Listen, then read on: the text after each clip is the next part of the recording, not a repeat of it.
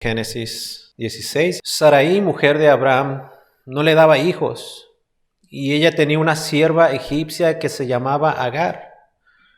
Dijo entonces Sarai a Abraham: ya ves que Jehová me ha hecho estéril, te ruego pues que te llegues a mi sierva, quizá tendré hijos de ella. Y atendió Abraham al ruego de Sarai. Señor, gracias por esta que es tu palabra. Señor, ayúdanos mientras exponemos, escuchamos y aprendemos.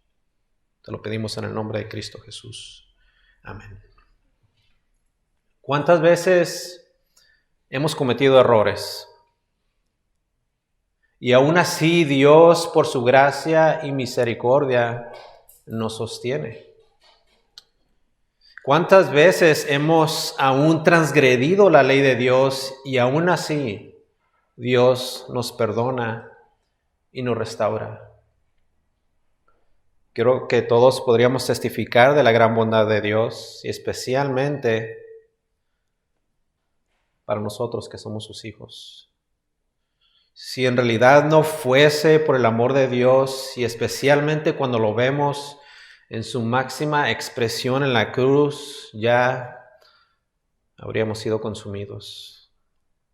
Eso es lo mismo que sucede con nuestro pasaje del día de hoy. Abraham, una vez más, falla en su fe y actúa en contra de la voluntad de Dios.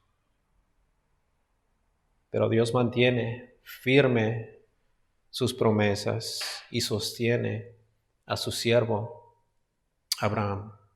Su esposa Sarai también va en contra de la voluntad de Dios, pero vemos cómo Dios, a pesar de sus errores y pecados, torna todo para su propio beneplácito. Y mientras todos fallamos y pecamos en contra del Dios 3 veces santo, Dios una y otra vez nos levanta y nos restaura. Así que veamos qué es lo que sucede en este capítulo. Veamos cómo el hombre una vez más falla delante de Dios, pero Dios en su gracia y su misericordia torna todo para bien. Y dice el versículo 1, Sarai, mujer de Abraham, no le daba hijos, y ella tenía una sierva egipcia que se llamaba Agar. Dios le había hecho una promesa a Abraham, pero aparentemente aún no había llegado ese hijo prometido. Miren lo que dice el capítulo 15 en el versículo 4. Luego vino a él palabra de Jehová diciendo: no te heredará sino que un hijo tuyo será el que te heredará. Y no es que Abraham no le hubiera creído a Jehová. Por supuesto que Abraham le creyó. Él sabía que Dios iba a cumplir su promesa, pero Abraham ya era viejo. Su esposa Sarai ya era vieja también, y aparte estéril era ella. Por eso dice el versículo 16, y Sarai, mujer de Abraham, no le daba hijos. Ahora, Sarai era la esposa legítima de Abraham. Es por eso que cuando ellos fueron a Egipto durante la hambruna, le era ilícito a Faraón tener en su casa a Sarai. Y es por eso que Dios soberanamente tuvo que intervenir, porque legítimamente Sarai era la esposa de Abraham. Tanto por el hecho de que por leyes terrenales ellos habían contraído matrimonio, así como por el hecho de que Dios los había unido y nada ni nadie los podía ni debía de separar. Y como Sarai era su mujer, entonces lo más obvio era que ella era la que iba a parir ese hijo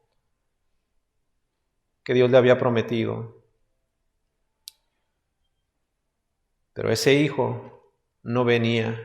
Ya se había tardado, no tanto en el tiempo de Dios, sino en la mente de ellos. Así que el autor de Génesis introduce ahora un personaje que serviría tal vez como instrumento para ellos, no para Dios, para que ellos pudieran tener ese hijo tan esperado. Versículo 1, segunda parte. Y ella, Sarai, tenía una sierva egipcia que se llamaba Agar. Ahora, recordemos el trasfondo de Abraham y Sarai. Ellos eran inmensamente ricos. Tenían muchos bienes, tenían mucho ganado, tenían muchas tierras, tenían muchos siervos, y uno de esos siervos o siervas era Agar, quien aparte era egipcia.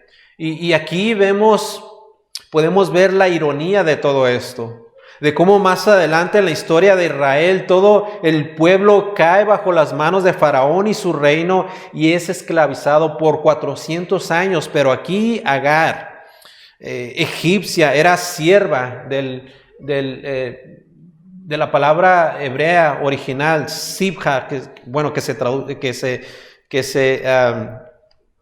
más bien se traduce así, chipsa, o en otras palabras, esclava de Sarai, era la mujer de Abraham. Ahora, exactamente, ¿por qué aparece Agar en nuestra historia? ¿Cuál era su propósito en todo esto? ¿Qué tiene que ver ella con el hecho de que Sarai, mujer de Abraham, no le daba todavía un hijo? Bueno, sigamos leyendo, versículo 2. Dijo entonces Sarai a Abraham: ya ves que Jehová me ha hecho estéril, te ruego pues que te llegues a mi sierva, quizá tendré hijos de ella. Y atendió Abraham al ruego de Sarai. Ya ves, le dice Sarai a su esposo, que Jehová me ha hecho estéril. Aquí no es tanto que Sarai está molesta con Dios por haberla creado así.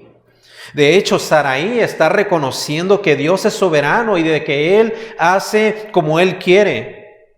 Sarai está dándole el lugar que Dios se merece dentro de la creación.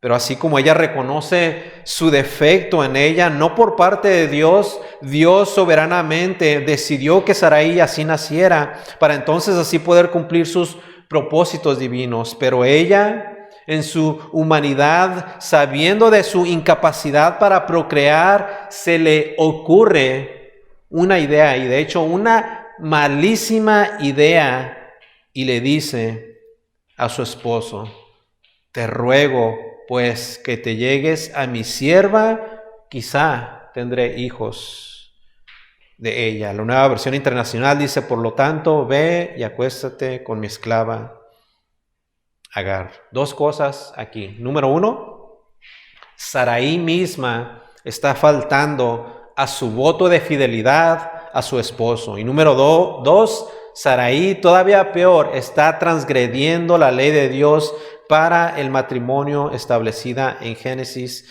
capítulo 2, el de la unión entre un hombre y una mujer.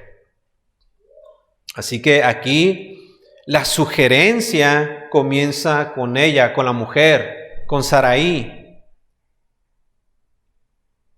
Pero lo curioso de todo esto es que aquí todo pudo haber sido evitado si tan solo Abraham hubiese rechazado su oferta. Y eso, amada iglesia, es lo que esperaríamos de un hombre de Dios, especialmente de Abraham, el padre de la fe. Pero no fue así. Versículo 2, parte final. Y atendió Abraham al ruego de Sarai. La Biblia de las Américas dice: y Abraham escuchó la voz de Sarai. ¿Qué vemos aquí? Vemos muchas cosas, pero por lo menos vemos que Sarai fue mala para su esposo. Sarai no fue para Abraham su ayuda idónea. Aquí Sarai actuó más bien como una mujer fatua, o sea, una mujer necia. Necia porque ella insistió en ser, aunque no lo sabía, en ser un estorbo a lo que Dios le había prometido ya a su esposo.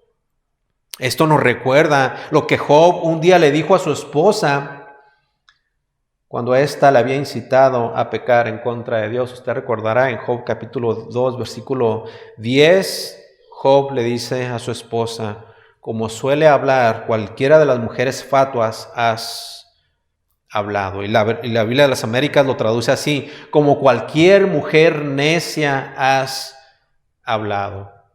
Y como toda una mujer fatua, necia, Sarai actúa sobre sus propias palabras. Versículo 3.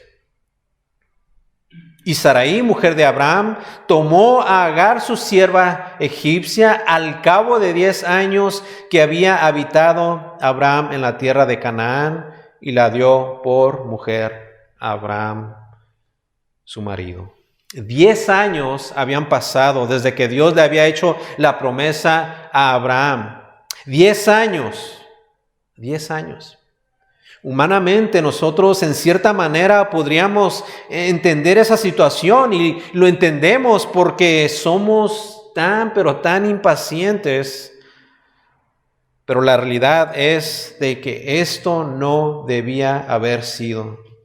Sarai jamás, aunque hubiese sido la dueña, aunque ella hubiese tenido todos los derechos sobre Agar siendo su esclava, ella, Sarai, jamás debió de haber pecado así en contra de Dios y en contra de su esposo.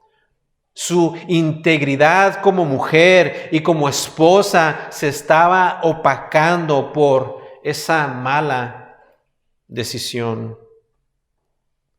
Así que, como uno de los pastores de esta iglesia, quisiera exhortar a las mujeres, a las esposas. Amadas hermanas, por favor, cuando vayan a aconsejar a sus esposos, por favor, aunque parezca ser bueno o conveniente, si esto va en contra de lo que Dios ya ha dicho, no lo hagan, por favor. Las malas decisiones siempre van a traer malas y terribles consecuencias. Dijo un comentarista: un paso equivocado, el que tomó Sarai, que indicaba una falta de confianza sencilla en Dios, y Sarai fue la primera en cosechar los amargos frutos de su error, como vamos a ver. Así que no tan solamente Sarai había pecado, aquí está lo peor de todo. Su marido, al haber escuchado la voz de su esposa, también pecó. Esto nos debería de remontar al huerto en el Edén, en donde Adán, en vez de haber obedecido a perfección la voz de Dios, escuchó la voz de su mujer, y como ya sabemos, las consecuencias fueron devastadoras. Versículo 4. ¿Qué hizo Abraham? Él se llegó a Agar. O sea, Abraham tuvo relaciones sexuales con Agar. Y como toda relación sexual ilícita no es aprobada por Dios, aunque cabe decir que en los tiempos patriarcales ya la poligamia era practicada, aún así Dios no tenía aprobación de lo que acababa de suceder. Pero a raíz de esta relación entre Abraham y Agar, vemos que hubo un fruto. Agar fue impregnada por Abraham, y ambos iban a tener ahora un hijo. Versículo 4, y él se llegó a Agar. Abraham tuvo relaciones sexuales con Agar, la cual concibió. Ahora, miren lo rápido que esta mala decisión de Sarai y de Abraham tuvo en cuanto a esto. En cuanto a esto sucedió, fue casi instantáneo, casi tan rápido como las sopas Maruchan. Y miren los frutos de la mala decisión de Abraham. Versículo 4, segunda parte. Y cuando vio que había concebido, ¿qué pasó? Miraba con desprecio a su señora. Agar, la sierva, la esclava, miraba a su señora, a su dueña, a su ama con gran desprecio. Miren cómo dice la versión nueva, la versión internacional. Dice, comenzó a mirar con desprecio a su dueña. No era de esperarse. Esto obviamente no le había agradado para nada a Sarai. Ella inmediatamente se sintió indignada por la mala actitud de Agar, su sierva, así que prontamente se mueve y va con la queja, la ironía, ¿no? A su esposo, versículo 5. Entonces Sarai dijo a Abraham, mi afrenta sea sobre ti. O sea, miren aquí lo que está sucediendo. Esto en realidad es una hipocresía. ¿Por qué hipocresía? Porque fue Sarai la que incitó y comenzó todo esto. Pero al ver que las cosas no habían salido favorablemente para ella, miren lo que hace. Inmediatamente va con su marido y en vez de tomar responsabilidad, ¿qué es lo que hace? Le echa la culpa a Abraham. Le dice, mi afrenta sea sobre ti. O sea, como dice la Biblia de las Américas, que recaiga sobre ti todo mi agravio. O más claro todavía, Sarai le dice a su esposo, tú tienes la culpa de mi afrenta. ¿Perdón? Diríamos nosotros, ¿estás hablando en serio, Sarai? Tú comenzaste todo esto y ahora te estás haciendo la víctima. ¿Le estás echando la culpa a tu esposo, quien sí erróneamente te escuchó a ti, pero tú lo iniciaste todo y ahora vienes y le echas la culpa a él? Así somos nosotros muchas, pero muchas veces. Tomamos una mala decisión, una decisión que en su momento parecía favorable, pero cuando no salen las cosas como pensamos, siempre le echamos la culpa a los demás. Pero cuando no salen las cosas como pensamos, le echamos la culpa a los demás. Nuestras parejas, quienes son los más cercanos a nosotros, son los que mayormente pagan por nuestras faltas, pero amada iglesia, no debería de ser así. Nosotros como hijos de Dios siempre debemos de tomar responsabilidad. Antes que nada, nosotros deberíamos estar caminando con Dios. Deberíamos estar caminando bajo su cuidado, bajo sus preceptos, siempre tratando de hacer su voluntad, siempre tratando de obedecer a su palabra. Porque el hacer todo esto nos va a ayudar a discernir para entonces poder tomar decisiones sabias y así no ser agravio a nuestros cónyuges. Así que, a manera de reflexión, quisiera hacerles algunas preguntas. ¿Cómo es que estamos viendo nosotros la palabra de Dios? ¿Cómo es que la estamos aplicando a nuestras vidas? ¿Seguimos confiando en ella, en la palabra de Dios? Aun cuando parezca ser que Dios se tarda, ¿seguimos confiando?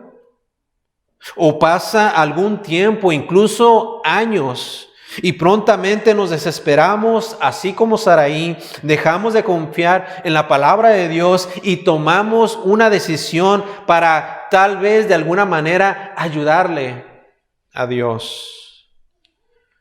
¿Cómo es que estamos viendo la palabra de Dios? ¿Cómo es que la estamos aplicando a nuestras vidas? ¿Seguimos confiando en ella? Versículo 5, parte final. Sarai le dice, yo te di mi sierva por mujer, y viéndose en cita, me mira con desprecio, juzgue Jehová entre tú y yo. Y nosotros le diríamos, exactamente eso hiciste, Sarai. Tú le diste tu sierva por mujer. No debía en realidad esperar algo más. Era obvio que esto iba a traer consecuencias, pero Sarai todavía tiene la alevosía de decirle a su esposo al final, que el Señor juzgue entre tú y yo. Y esto lo vemos aún en nosotros mismos. Lo vemos casi en la mayoría de todos los hombres. El hombre en sus malas decisiones siempre en última instancia va a traer a la mesa el nombre de Dios. Pensamos que nos hacen injusticias cuando muchas veces el mal lo traemos a nuestras vidas nosotros mismos, y en nuestra indignación clamamos todavía y sin ningún derecho el nombre de Dios. La iglesia, eso está muy mal. Eso ahora sí que no es de Dios. Dice un autor: volviendo la vista atrás, era evidente que el intento de Sarai para remediar su falta de hijos no formaba parte del plan de Dios, y al darse cuenta de ello aumentaba su amargura y la inducía a culpar a Abraham antes de admitir que ella misma se había equivocado. Qué consecuencias tan terribles por esas malas decisiones. Pero esto no termina aquí. Después de Sarai haber culpado a su esposo, Abraham también responde, ahora sí que irresponsablemente. Versículo 6. Ya se había llegado a Agar, la sierva de su esposa. Ya había llegado Sarai a quejarse y a echarle la culpa, y pensaríamos que Abraham de alguna manera también tomaría responsabilidad, pero no, miren lo que dice. Y respondió Abraham a Sarai: he aquí tu sierva, está en tu mano, haz con ella lo que bien te parezca. He aquí tu sierva está en tu mano, haz con ella lo que bien te parezca. En otras palabras, Abraham le dice a su esposa: pues es tuya, es tu esclava, tómala y haz lo que te dé la regalada gana. Abraham básicamente se lava las manos y le avienta la pelota de vuelta a su esposa, le avienta la papa caliente y dicho y hecho, Sarai toma literalmente las palabras de su esposo. Ella hizo tal y como él se lo indicó, y la comienza a tratar a Agar, su sierva, injustamente y pecaminosamente. Versículo 6, parte final. Y como Sarai la afligía, ella huyó de su presencia. Los esclavos en aquellos tiempos usualmente o mayormente eran tratados bien. Y Agar había sido traída de Egipto. Algunos dicen que ella fue comprada durante el tiempo que se encontraban allá, cuando atravesaron por esa hambruna. Pero ya estando ella con Abraham, Agar tenía el privilegio de recibir ciertos beneficios. Para empezar, Agar era como parte de la familia, y lo mejor de todo era que Abraham, siendo un hombre de Dios, un hombre de fe, él junto con su familia y junto con todos sus siervos, incluyendo a Agar, él les enseñaba acerca de quién era Dios. Dice la Biblia de estudio de Charles Spurgeon que podemos estar seguros de que la familia se reunía para tener momentos de devoción, y que el patriarca aprovechaba la ocasión para enseñar por precepto y con ejemplo el conocimiento del verdadero Dios a todos sus siervos. Pero ya no era así con Agar. Sarai, su propia jefa, si queremos decirlo así, la estaba tratando injustamente y pecaminosamente. Así que también, así como los trataban mal los esclavos en aquellos tiempos, se fugaban de la casa de sus dueños y se iban en busca de la libertad para no tener que vivir más bajo la opresión de sus amos. Versículo 6. Y como Sarai la afligía, ¿qué hizo? Ella huyó de su presencia. Se fue, se retiró, no quiso saber más de su dueña ni de Abraham, aun cuando ella había concebido de él. Ahora, tenemos que entender una cosa muy importante acerca de todo esto. Dios no aprobó este encuentro de tipo sexual entre Abraham y Agar. Ese no había sido el plan original de Dios. Dios le había prometido un hijo y una descendencia a Abraham, pero no con otra mujer que no fuera su esposa. Está claro que Dios no estaba de acuerdo con el actuar de Sarai y de Abraham. Pero a continuación vemos algo que muestra sin lugar a duda la gran misericordia de Dios. Aún a pesar del pecado del hombre, Dios siempre sigue siendo un Dios benévolo. Y Él siempre va en rescate de aquellos que sinceramente y humildemente claman en su dolor y en angustia. Versículo 7. Ella se fue, se retiró de la familia y de la protección de Abraham y del cuidado de su dueña. Y miren lo que sucede en el versículo 7, estando ella ya fuera. Y la halló el ángel de Jehová junto a una fuente de agua en el desierto, junto a la fuente que está en el camino de Shur. Agar no tenía idea de lo que Dios iba a hacer. Agar estaba sufriendo en extremo. Y ella como esclava había recibido muchos beneficios, pero como mujer había sido menospreciada. Ella había sido despreciada, había sido tratada con bajeza y sin ningún tipo de honor. Iba a tener un hijo, sí, fuera de la voluntad de Dios, pero no estaba siendo por lo menos tratada honrablemente. Así que Dios ve su dolor, Dios escucha su clamor y va Él mismo en pos de ella. ¿Y qué creen? La encuentra. Versículo 7. Y la halló el ángel de Jehová junto a una fuente de agua en el desierto. Era tan grande el sufrimiento de Agar que Dios escuchó su dolor.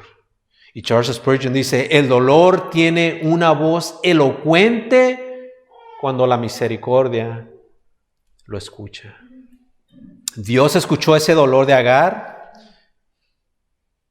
pero ahora cabe mencionar que, miren lo que dice el final, junto a la fuente que está en el camino de Shur. Cabe mencionar que este camino, el camino de Shur, era un camino en una zona de alto peligro y que atravesaba el desierto hacia el extremo sureño del río Nilo. Y esto quería decir que ese viaje no iba a ser un viaje fácil para ella. Mujer, embarazada, con dolor, estaba sufriendo físicamente, pero esto quería decir que bajo esas circunstancias, todavía ella atravesando el desierto, en camino, se supone que iba a regresarse a Egipto, ella iba a sufrir también un viaje agotador y solitario. Iba a estar completamente sola, sufriendo tanto emocionalmente como físicamente. Así que el Señor la ve, mira su dolor y la encuentra. La halló el ángel de Jehová junto a una fuente de agua en el desierto. Esa es la primera referencia que se hace en el Antiguo Testamento del ángel de Jehová o el ángel del Señor, que básicamente podríamos entrar a detalle sobre esta frase, pero básicamente esta es una manifestación de Dios mismo. Este ángel se identifica con Jehová en este mismo capítulo. Miren el versículo 13. Entonces llamó el nombre de Jehová que con ella hablaba y le dice, tú eres Dios que ve, porque dijo, ¿no he visto también al que me ve?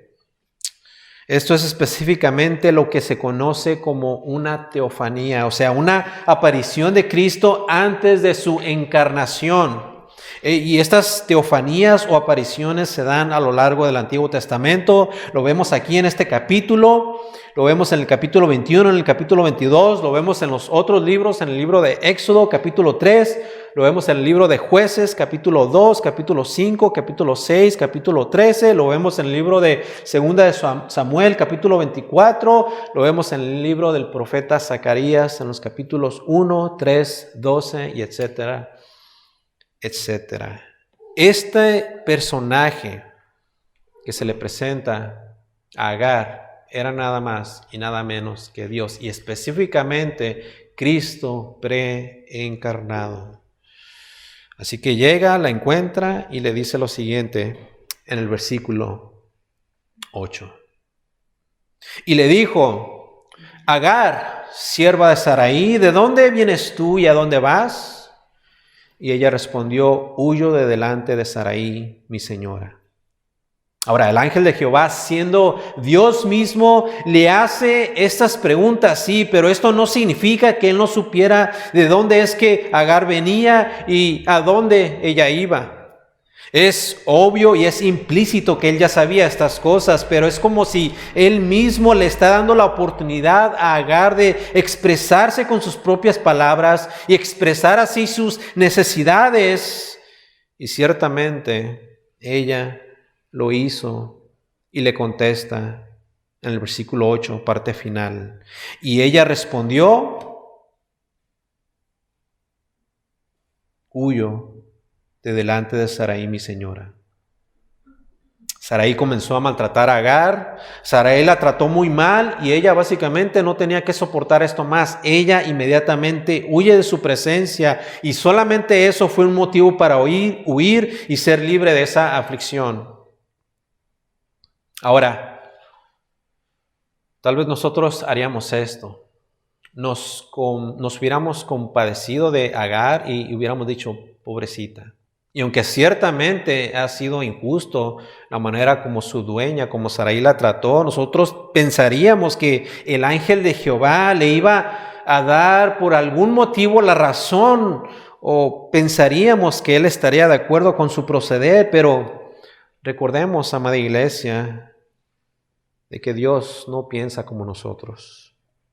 Y aun cuando nosotros sufrimos y vivimos en dolor y lamentación, Dios siempre nos muestra otro camino, y que muchas veces va a incluir el tener que soportar todo eso, porque nosotros tenemos que seguir confiando siempre en Él.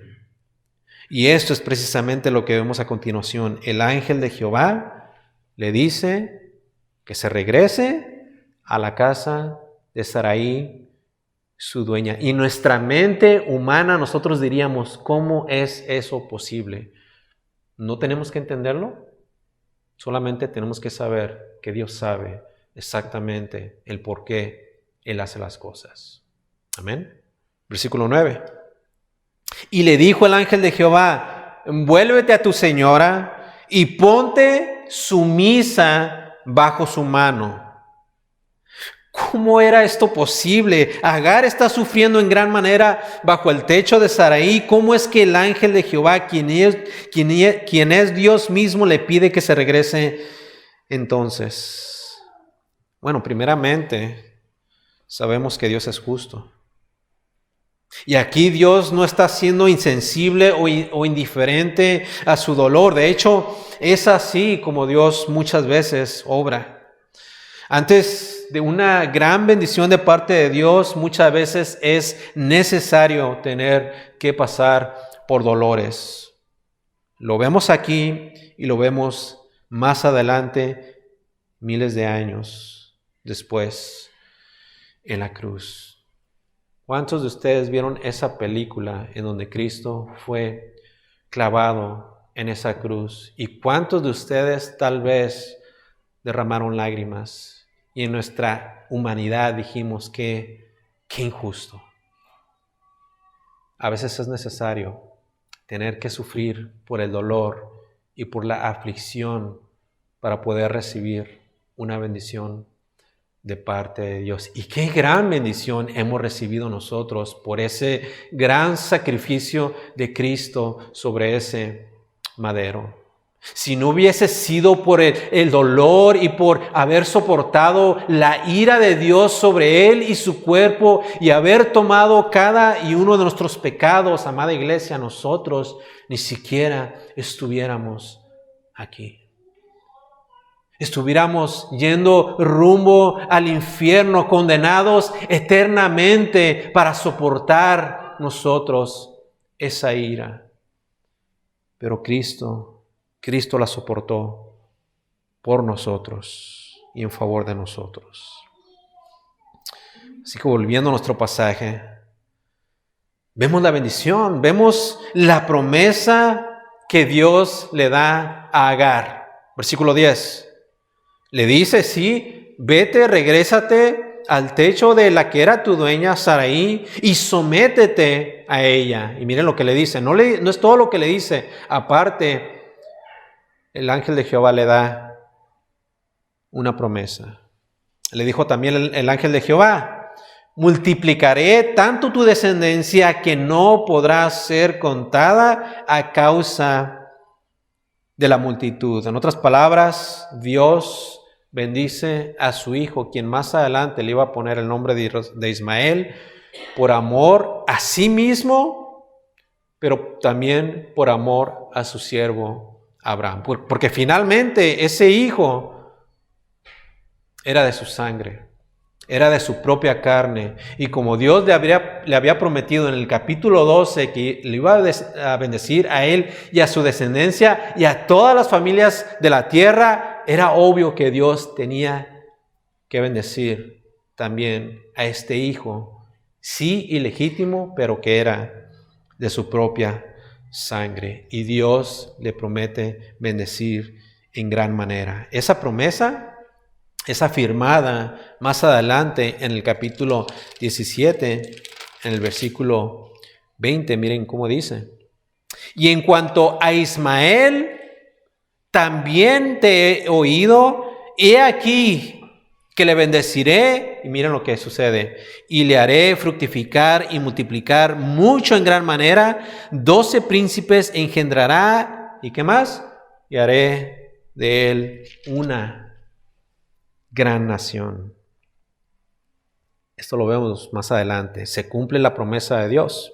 En el capítulo 25, si quiere acompañarme ahí rápidamente, en el versículo 12, vemos la promesa de Dios cumpliéndose a perfección y literalmente. Génesis capítulo 25, versículo 12. Estos son los descendientes de Ismael, hijo de Abraham, a quien le dio a luz Agar egipcia, sierva de Sara. Versículo 13. Estos pues son los nombres de los hijos de Ismael, nombrados en el orden de su nacimiento. Aquí está la bendición de Dios cumpliéndose y su promesa. El primogénito de Ismael, Nebaiot, luego Sedar, Abdel, Misam, Misma, Duma, Masa, Adar, Tema, Jetur, Nafis y Sedema. Versículo 16. Estos son los hijos de Ismael y estos son sus nombres por sus villas y por sus campamentos. 12 príncipes por sus familias. Y estos fueron los años de la vida de Ismael, 137 años. Y exhaló el espíritu de Ismael y murió y fue unido a su pueblo. Versículo 18. Y habitaron desde Avila hasta Shur, que está enfrente de Egipto, viniendo a Asiria, y murió en presencia de todos sus hermanos. Sí, el ángel de Jehová le dice a Agar que tome esa ruta, que se dirija de vuelta de donde había salido, pero al mismo tiempo le hace una promesa y Dios la cumple a perfección. Versículo 11. Génesis capítulo 16, versículo 11. Además le dijo el ángel de Jehová: he aquí que has concebido y darás a luz un hijo y llamarás su nombre Ismael, porque Jehová ha oído tu aflicción. Su nombre Ismael básicamente significa Dios escucha. Y esto recordaría siempre a su madre, a Agar, porque Dios había escuchado su oración, su súplica, su dolor, su lamentación, su desgracia, y Dios la había atendido en el preciso momento, en el mismo instante en que ella necesitaba un alivio. Y ese nombre traería mucho, pero mucho significado a su vida, pero como hemos visto, a lo que Dios haría por medio de él. ¿Y qué es lo que Dios haría por medio de él? Sigamos leyendo, versículo 12. Y él será hombre fiero, su mano será contra todos, y la mano de todos contra él, y delante de todos sus hermanos habitará. Ahora, el carácter de Ismael, de este hijo de Agar, el autor lo describe en términos que básicamente está llamado a estar rodeado de sus hermanos, sí, pero rodeado también y viviendo en espacios abiertos, tal como ese animal, el asno, no el burro que conocemos nosotros, pero ese asno montés, el cual está habitando en las tierras en donde él goza la libertad. Y vemos que Ismael puede disfrutar de todas estas cosas. Pero como ustedes saben, y si usted ha estudiado un poquito más sobre la historia de Ismael y sobre sus descendientes, sabemos que sus descendientes se dice que son aquellos que vienen de origen árabe. Y lo cierto es que hoy en día todos esos descendientes árabes y que son de Ismael están constantemente hasta el día de hoy luchando y peleando en contra de sus otros vecinos, descendientes de Isaac, el hijo legítimo de Abraham y Sarai.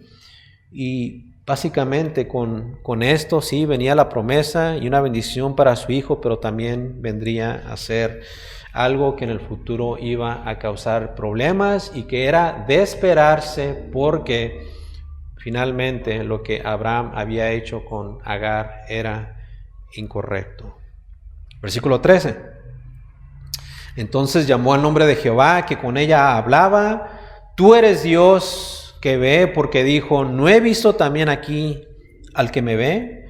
En otras palabras, Agar está reconociendo a Dios.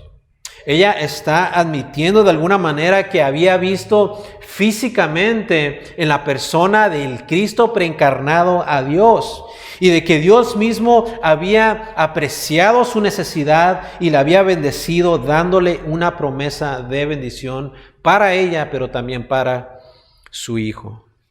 Versículo 14, ya casi terminamos. Y por lo cual llamó al pozo, miren cómo le pone de nombre: pozo del viviente que me ve. He aquí está entre Cades y Beret. Eso también se puede traducir como el pozo de aquel que ve y vive. Dios la había visto porque él había respondido a la petición de ella, y ella en respuesta vio a Dios. Versículo 15. Y Agar dio a luz, ya, ¿no?, entendiendo que ella había obedecido a la voz del ángel de Jehová, había regresado al techo de su dueña. Versículo 15, y Agar dio a luz un hijo a Abraham. Finalmente era su hijo legítimo, o ilegítimo delante de Dios, pero legítimo por todas las leyes humanas, y llamó a Abraham el nombre del hijo que le dio Agar, Ismael. Ella regresa, podríamos decir así, enriquecida por la experiencia que tuvo cuando se encontró con el ángel del Señor. Ella sabía que no estaba sola, que Dios no la había abandonado, sino que más bien Él siempre estuvo cercano y accesible a ella. Y dice un autor, es como si ella hubiese regresado contenta sin importarle lo que sucedería con su dueña. Ella tal vez, dice el autor, tenía tantas cosas que decirle a Abraham. ¿Y por qué tenía que decirle tantas cosas siendo una relación ilegítima? Una vez más, recordemos que en los tiempos patriarcales era permisible el tener más de una mujer, aunque Dios no lo aprobaba. Y legalmente Sarai al haber sugerido a su esposo que se metiera con su sierva, ella podía legalmente adoptar a ese hijo. Pero el punto es que ella regresó contenta, y especialmente porque iba a tener un hijo de Abraham, el cual iba a poner Ismael. Y a su debido tiempo nació este hijo, le pusieron Ismael, afirmando así que la revelación del ángel del Señor había sido cumplida, y ellos aceptaron al mismo tiempo ambos la responsabilidad como padres sobre ese niño. Versículo 16. Era Abraham de edad de 86 años cuando Agar dio a luz a Ismael. Abraham era un hombre ya viejo. ¿Quién de ustedes se imagina teniendo un hijo a esa edad?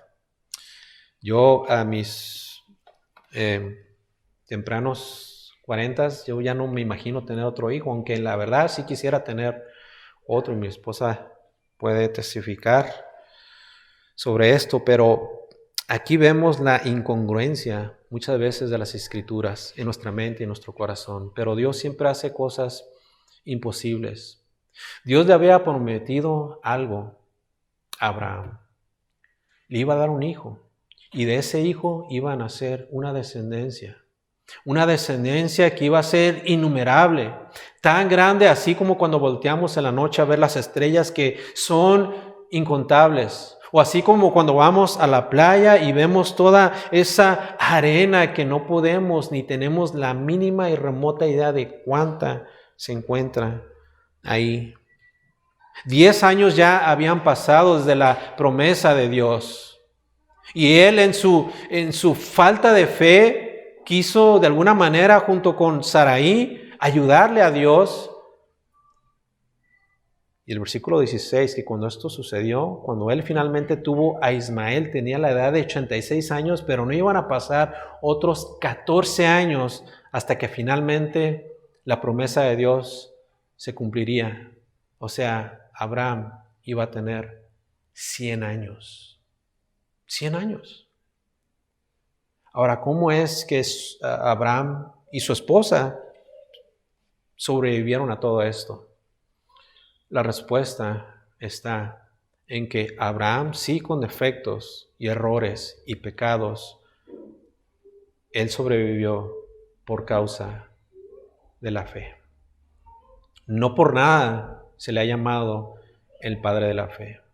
Él finalmente supo esperar en Dios, y cuando ese momento llegó, tanto así que, como vamos a ver más adelante, ya teniéndolo a una corta edad, aproximadamente 12 años el joven, él estuvo dispuesto a dar su vida, la vida de su hijo, porque él seguía creyendo a Dios.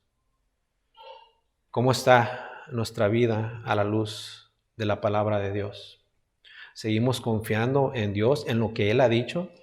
Aún en esos momentos dificultosos de nuestras vidas, aún en esos momentos en los que la tentación está a la puerta, en donde estamos a punto de extender la mano y pecar en contra de nuestro Dios.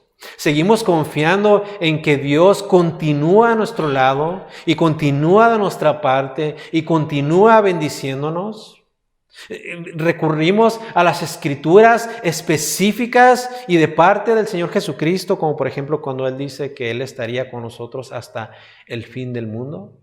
Cuando salimos a evangelizar y hablando en ese contexto y confiamos y predicamos el Evangelio, confiamos en que el poder está en Él y no en nosotros, y que simplemente nosotros obedecemos. ¿Cómo está nuestra vida a la luz de las Escrituras? ¿Fallamos tal vez como Abraham en algún tiempo de nuestras vidas y Sarai, o seguimos confiando hasta el último día? Oremos. Señor, gracias por tu palabra y gracias, Señor, por tus promesas, y especialmente en esas promesas que se encuentran en la cruz y en Cristo Jesús. Amén.